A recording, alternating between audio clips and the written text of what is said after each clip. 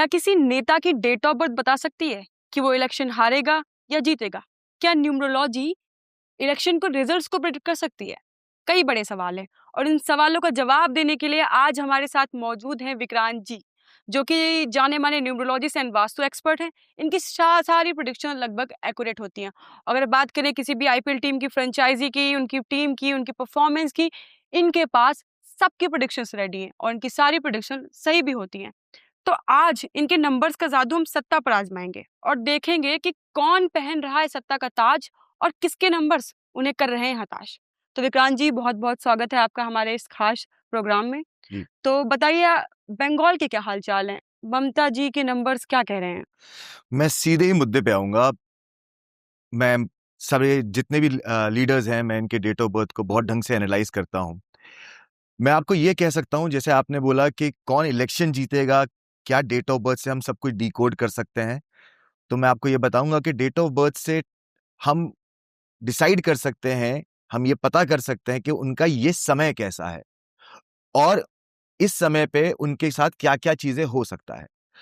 तो जैसे कि आपने मुझसे इस टाइम पे बंगाल के इलेक्शंस की बात हाँ जी। करी। बंगाल में दो मेजर फेसेस हैं, एक है ममता बनर्जी का और हाँ जी। दूसरा है शुवेंदु अधिकारी का। जी। अब यहां से मैं आपको बताऊंगा इन लोगों के नंबर्स क्या कहते हैं, इनकी ग्रिड क्या कहती है। जी। ममता बनर्जी का डेट ऑफ बर्थ 5 जनवरी 1955 है। ओके। अगर आप इनका लोशो ग्रिड बनाएंगे तो आप देखेंगे कि इनका ड्राइवर 5 है और इनका कंडक्टर 8 है। ड्राइवर 5, कंडक्टर 8 एक अच्छा कॉम्बिनेशन माना जाता है। इनफैक्ट इसका विपरीत 8 और 5 का कॉम्बिनेशन हमारे नरेंद्र मोदी जी का भी है। अब जब मैं ममता बनर्जी के डेट ऑफ बर्थ को डिकोड करता हूं तो मुझे ये नजर आता है, इसके अंदर इनके लोशो ग्रिड के अंदर आप देखेंगे इनके लोशो ग्रिड में एक चीज जो परेशान करती है मुझे, वो करती है इनकी लोशो ग्रिड में 5 नंबर जो है वो 3 बार आता है। जो 5 नंबर 3 बार आता है वो थोड़ी सी परेशानी बताता है, जिसको मैं अभी आपको और डिटेल में एक्सप्लेन भी करूंगा। एंड जहां तक मैं इनका पर्सनल ईयर की बात करूं तो ममता बनर्जी का जो पर्सनल ईयर चल रहा है वो चल रहा है 7। शुवेंदु अधिकारी, अगर मैं इनकी ग्रिड पे जाऊं तो इनकी ग्रिड में आप देखेंगे इनका ड्राइवर 6 है, इनका कंडक्टर 8 है। इनके पास मल्टीपल 3 आता है, मल्टीपल 1 आता है, 3 टाइम्स 1 आता है। ग्रिड आप स्क्रीन पे देख सकते हैं, आपको स्क्रीन पे ग्रिड नजर आ रही होगी।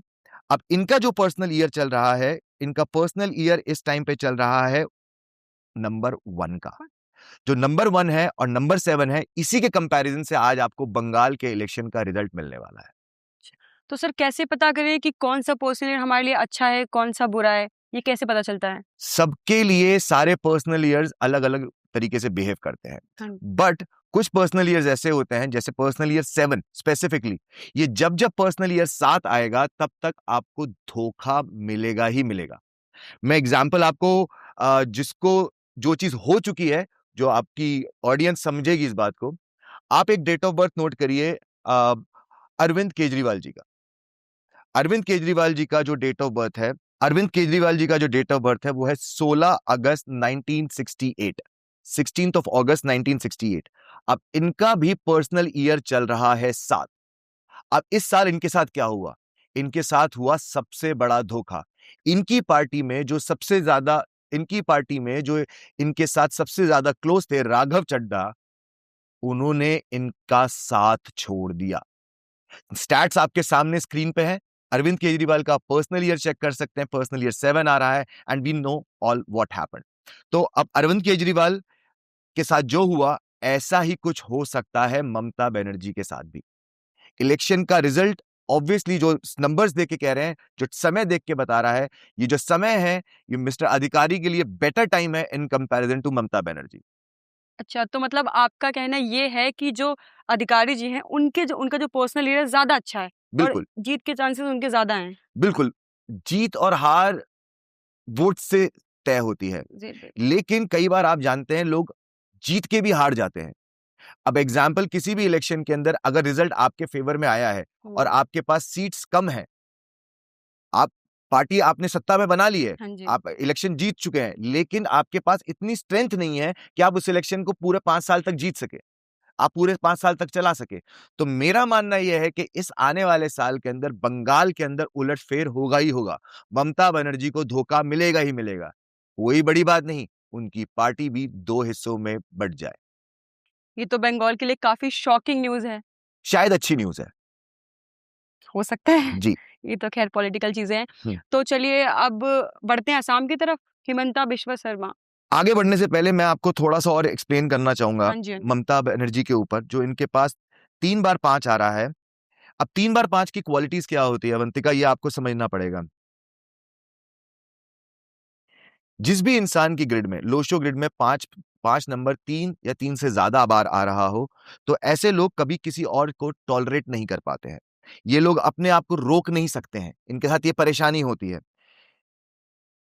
ये जो भी काम करते हैं अपनी टर्म्स से और अपनी तरह से काम करते हैं। ये किसी और की बात सुनते नहीं है, ये अपनी बात को सुनाते हैं और अपनी टर्म्स पे काम करते हैं। ये रूल्स को फॉलो नहीं करते, ये रूल्स को बनाते हैं और फिर उसको अपने हिसाब से चलाते हैं। एक और चीज होती है, जब मल्टीपल टाइम 5 आता है तो जो लक होता है वो इनके साथ होता है, लेकिन जब ये कोई चीज ज्यादा कर लेते हैं तो ये लोग फंस भी जाते हैं।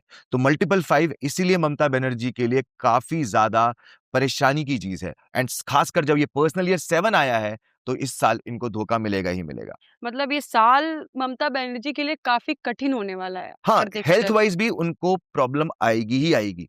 जब जब ये साल आएगा ये परेशानी आएगी आएगी। अब इसके साथ साथ अगर मैं आपसे दूसरी बात करूं, शुभेंदु अधिकारी जी की बात करूं, तो इनके पास इनकी लोशो ग्रिड के अंदर 1 नंबर जो है वो 3 बार आ रहा है। 3 बार 1 नंबर आने का मतलब क्या होता है? ऐसे लोग थोड़े बोलते ज्यादा है, डिप्लोमैटिक होते हैं ऐसे लोग, और ये चीजों को बहुत ज्यादा बढ़ा चढ़ा कर बोलते हैं। तो 111 की ये क्वालिटीज होती हैं, 555 की ये क्वालिटीज होती हैं। अब हमें देखा जाए तो अधिकारी जी का जो ईयर ऑफ बर्थ है वो पर्सनल ईयर 1 है। ये एक नई शुरुआत का समय है उनके लिए। ये कुछ ना कुछ नया करेंगे इस बार, इनको कहीं ना कहीं से एक अच्छी अपॉर्चुनिटी मिलेगी ही मिलेगी। ये एक नई शुरुआत करके लोगों के सामने एक मिसाल बनेंगे। तो मुझे पूरी पूरी उम्मीद है कि इस साल शुभेंदु अधिकारी की जो ग्रिड है वो बहुत अच्छी दिख रही है।